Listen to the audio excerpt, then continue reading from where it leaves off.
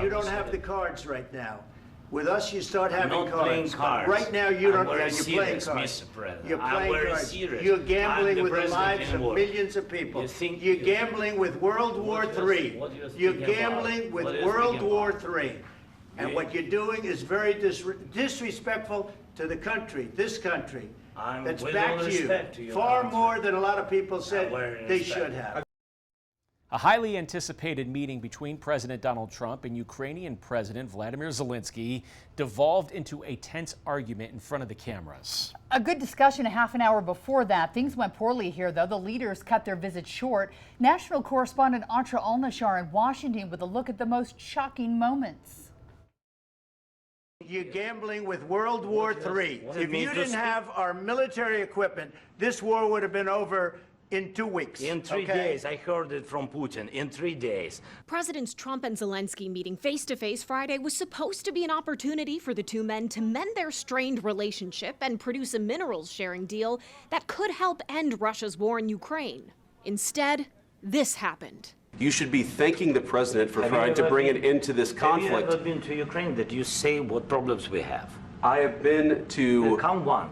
Tensions started to boil over when Vice President Vance said Russia's war in Ukraine could end through diplomacy. Zelenskyy listed Russian President Vladimir Putin's long history of breaking diplomatic agreements. We signed the exchange of prisoners, but he didn't do it.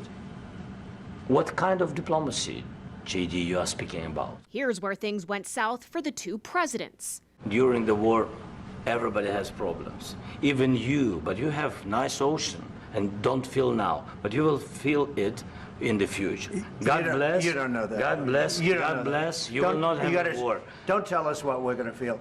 We're trying to solve a problem. Don't tell us what we're going to feel. I'm not telling you. Because I'm you're in no answering on position this to question. dictate that. Okay. What you're doing is very disrespectful to the country, this country. That's with back all to you. respect to your Far country. more than a lot of people said very they respect. should have. Have you said thank you once this A lot entire of meeting? time. Earlier in the day, Zelenskyy met with a bipartisan delegation of senators, Not only partner friends like the United States, so we are very thankful for this. including some Republicans who've held firm in their belief the U.S. should help Ukraine defend itself. Some in the GOP have struggled with the president's willingness to normalize relations with Putin, perhaps even trust him. She's asking, what if Russia breaks the ceasefire? What if anything? What if a bomb drops on your head right now? Trump and Zelenskyy were supposed to hold a press conference. That was canceled, and clearly no deal was reached on a shared minerals investment.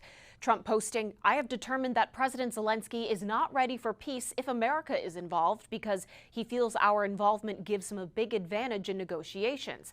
After leaving the White House, Zelenskyy wrote, "Thank you, America. Thank you for your support. Thank you for this visit. Thank you, POTUS, Congress, and the American people. Ukraine needs just and lasting peace, and we are working exactly for that." In Washington, I'm Atra Alnashar.